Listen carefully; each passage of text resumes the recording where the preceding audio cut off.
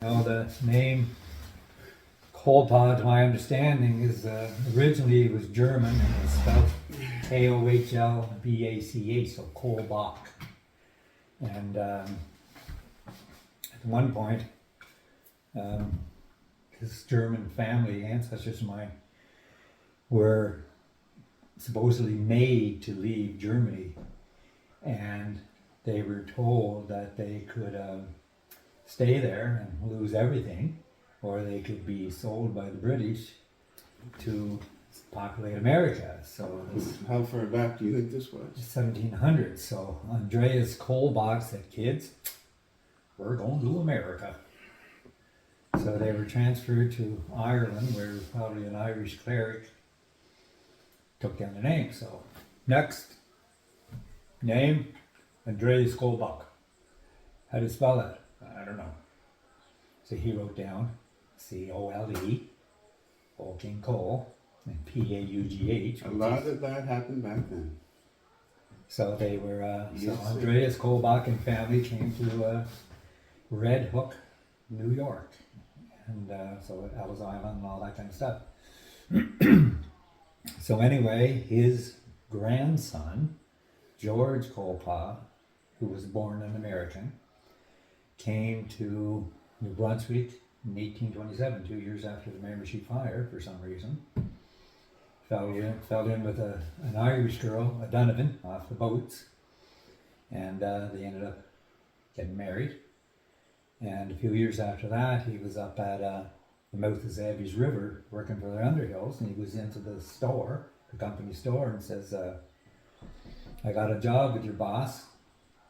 I'd like you to put my name down in the due book." And the due book was a ledger that his wife and family could have access to the store and whatever was in the store, and he wouldn't have to pay anything. Nothing would be due until the logs came down in the spring. So it was a ledger. Yeah, and they call it the due book. You pay what's due in the spring when you get paid. So he said, "All right, very best." He says, "What's your name?" He says, "George Colepaugh." He says, "How do you spell that?" He says, "I don't know." So he wrote down Coldpaw, Mr. Colepaugh. And then his son Tom got some education somewhere along the line, found some paperwork, and they went back to the Irish way of spelling the name. So Colepaugh has been ever since, not Colepaugh. So I'm here with Bernie Colepaugh, Colepaugh, that's it. and well known in Miramichi area, especially in Renews, and has led quite an interesting life and has a great mind, great memory. So we're going to try and find out what he wants to just tell himself and his family or their larger Miramichi community, whatever he chooses. So when do you want to say when you were born, or just not? Well, I'm going to be 70 in 2 days, so that's, August 6th, 1953. August 6th, me and Lucille Ball in Hiroshima, all August 6th. So, Large family? 7 of us, 7 kids. Normal. I'm in the middle. Yeah, okay. So, got it both ways, but no, good family. Where did you good go? brothers Where and did sisters. you grow up? In Renews. Yeah. Went to school in a little Renews school for 5 years, and then Blackwell, and graduated out of Blackwell. Went to St. Thomas for 1 year, and decided that wasn't the life for me. So I started hitchhiking around and going out west for a while, and just kind of living. And What would be the years that you would have went out west? well, my next door neighbor and I, Brad Donovan, we hitchhiked together in the summer of '71 after we had graduated, and we hitchhiked out. We had, I think, $36 between us. I had 20, I think, and he had maybe a little more, something like that. It was around that. It wasn't very much. So I ran out of money in Alberta. He made it to Vancouver with his money, and then we made it all the way back with no money. So we panhandled, and well, we weren't big boys to start with, and we were even thinner when we got back. But we were gone, I think it was 33 days. So More of a an adventure. yeah. And at that time, they said that in that summer of 1971, at any given moment, there was 10,000 kids hitchhiking on the road. Well, back then it was very common, and it was relatively safe for I met, two guys anyway. well, I met girls that were hitchhiking, never alone, but in couples, and I saw that many times. So yeah, so I went out there for the better part and stayed and worked. And Early '70s were an interesting time for Canada. I think Trudeau came Trudeau in years. '68, and it was called Trudeau-mania. Yep. It was like a rock star, and it's hard for us to even imagine that about a politician. And but that's the way it was. He was That's right. people following him around. They were screaming autographs and all this stuff, and he came in almost as a new age fella, the same as Kennedy came in. Celebrity, exactly. Same as Yeah. Kennedy came in the U.S. A breath of fresh air. That was the hope at the time. Yeah. And then he did pretty good, but then the oil crisis hit, and oil went up tenfold in 10 years, and really rocked most economies in manufacturing, including a lot of the Miramichi who struggled in the 70s because of energy. Anyway, Yeah. so in the 70s, as I remember them, jobs were not easy to come by. So when you come back from hitchhiking, what did you do? Well, I got to like some of the West Coast lifestyle. I lived in the mountains for a little bit, a place called Spokane, and hair down to here and whatnot. So when I came back, I wanted to live in the woods, old hippie type of thing, and so I did. I managed to get a piece of land that my brother gave me, and back into the woods and carried water and kerosene lamps and all that good Back stuff. to the nature kind of trip? Exactly. Put it in a garden, started foraging and doing all that stuff, which I still do. You can see books there on wild foods and cooking and things like this. So I like doing that. So, and like you say, there was not much work. No. And I didn't have a lot of skills, but I knew a lot of guys that worked in the woods, so they decided to take me on. So I worked in the woods most of my life after that. And never regretted it. It was, it was honest work. It was good work. It was solid. And I did okay and got me stamps every year and that type of thing. So, so that was good. Were you trucker, wood cutter, or like a chainsaw operator, or any of those things in the woods? Trail cutter most of the time, and then Yeah. I switched over later on when they got some mechanized that trail cutting and was going out. Me and my friends, we all shifted over to spacing saws. Right. So for the last bunch of years that I worked in the woods, I did the spacing saws. So the spacing saws would have been in what decade there? It would have been the early 90s, I guess. Okay. So I did that for quite a few years. For repap? Not directly, no. We did get some work through a repap, but most of it went through the woodlot office, which was government, and it was private woodlots, most of it. But we did get some through the mills, a little bit. Every year there'd be a certain amount. And like you say, back then it was enough to do, work for seasonal work and get your unemployment stamps, and you could, carry yourself over for the winter. Right. A lot of work back then was seasonal. Yes, exactly. Especially resource work people. Yeah. And still is. Woodcutters, fishermen, Absolutely. that type of Absolutely. thing. Yeah. Yeah. So what kind of things did you see maybe starting back in the 70s that were interesting stories? Well, hitchhiking across the country, the number of times that I did, I was out there 5 times over the years. And from 73 to 78, I'm back and forth every year. And at that time, I could get on the train in Newcastle and take it right into Vancouver and it cost $96. 4.5 days. That's a good deal. So I met very many interesting people on the trains, hitchhiking. I went and stuck my thumb out here in the corner of Renews and got the first drive to Toronto. And one of the times I hitchhiked across the country, I did it in 6 days. Well, actually, it was 9, but I spent 3 days with some friends in Calgary. So hitchhiking straight time, 6 days to go from here to Vancouver. So That's hard to that was do. pretty good. That was really good. If you 4.5 days on the train. Yeah, So I did it in 6. 6 days is hard to Hitchhiking, do. sleeping in cars. If you had your own car, driving 12 hours a day, you know, it's that big of a country, right? When you're out west, was economy better than like, you know, in New Brunswick, or was it the same, you know, resource based, seasonal based? What did you experience out there? Well, I mean, I had odd jobs working for, you know, as a short order cook. I worked as a shoe stock boy. I mean, I worked at a mill in Spokane. I just odd job. Really, it was more about getting the heck out of Dodge. You know, it was more about leaving the Miramichi, where, I mean, I did not look at being from here as anything special at all. So I just wanted to experience what some of the rest of the world was like, and everybody was going out west in those days. That's true. So I did. So, but after 5 years, I realized that it was no better there, for me personally, than it was. I mean, there may have been more job opportunities, especially in the cities, but I really started missing the Miramichi.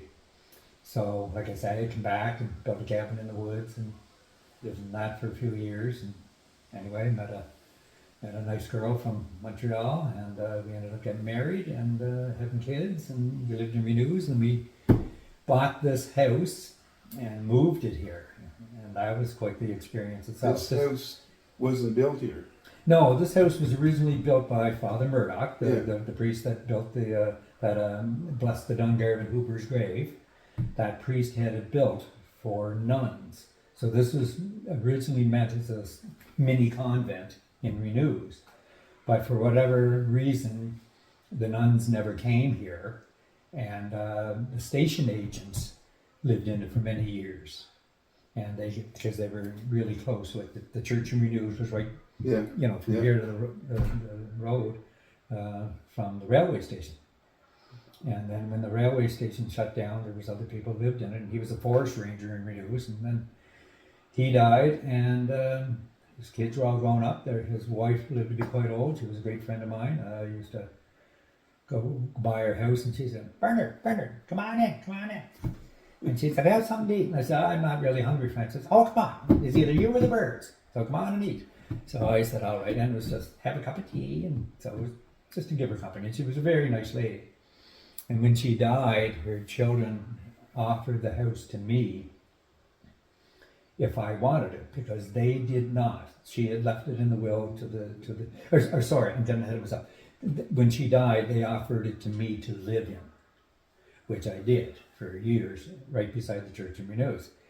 And then when she went to a home, and then after she died, the house went to the church, and one of the parish council came to me one day, and he said, Bernie, would you be interested in buying this house from the church? I said, well, I'm assuming I'll have to move the house. And he said, yes. I said, well, I wouldn't be willing to pay very much if I have to move it. And he said, right. He said, well, how much would you pay? And I said, what? $5,000 to buy the house. Which wasn't, you know, insignificant money back then either, though. Well, it was, let me think, the year that would have been, we moved it here we moved it up here in 1889. So that's 34 years ago. So $5,000 wasn't a huge amount of money. So anyway, a few weeks later, I got a letter in the mail from the Diocese of St. John, and if you want to buy the house for $5,000, you can, but you have to move it and fill in the hole. So I said, all right. So we bought this land here, my neighbors and I. We bought 150 acres here for $10,000. Around the Renews River. I do have a little bit of riverfront, just not much, but there is. It's shaped like that, so it's a lot bigger at the back than it is around the corner here, right? Okay. So it's a lot narrower at the front and wide at the back. That's quite a piece of size of land. Yep. So the neighbors had 100, and Joanne and I got 50. Brad and Hazel got 100, and so that's the way it went. So by the time I had bought the land, got the work done, cleared it, moved the house, power brought in, water, everything's $35,000. So that's not bad for a property and a house. No? And a For basement. the whole shop? And a full basement. Full basement. No, that's not bad. Not bad at all. No. So that's how that went. That's how come I'm here. And I like it here. Well, what's not to like? Well, I'll be in this greenhouse with some of the boys. I say, boys, listen. What do you hear? Nothing. Exactly. I like it. There's, I live in the highway in Blackville, and the traffic there is just, sometimes it's very trying, put it that way. Well, I'm really hoping for a speedy fix of this. The bridge? The bridge up here, they used to call it the Red Bridge, the Bailey Bridge. And when they shut that down, the traffic here increased 100-fold. And the traffic now is just... Because instead of going across the bridge, they gotta go around. So it's supposed to open up, I'm not sure when the date, they said the fall, so that's not too far off. So, Originally, when it was condemned, I guess, the province said, no, we're not gonna replace that, and then the citizens did such a protest Yes, yeah. that the government had to change their heart and said, okay, we'll put in a new bridge. Now, how many people are on this road? 1,000, 5,000, like? On this road? Yeah? No? No. Oh, No, there's two houses at the beginning of the road, and one guy lives in one house, and a man and his wife live in the other. And there's I live here, and my friends, the two of them live there. So that's it for the first 5-6 miles. Then you get into Pineville, there wouldn't be 100 people there. There might be 100 people on this whole road. and you go far enough down, then you can connect to The Lockstead Road takes you to Blackstead Black Road, right? And I'm not far from that road. Right. Yeah. Okay. Yeah. What stories do you have? Well, I'm wondering where it started. One of the things that I did that I was really proud of over the last 20 years or so, because it was very boring working in the woods, okay? And all you hear is that saw and the voice in your head. So I was getting a little tired of listening to myself all the time, and I knew that there was a poem called A Winter on Renews, and it mentions the old woodsman's place up the Plaster Rock Highway, the Colepaugh place, the Woodsman's Inn. And my great-great-grandfather started a Woodsman's Inn up there, and I think he bought the camp.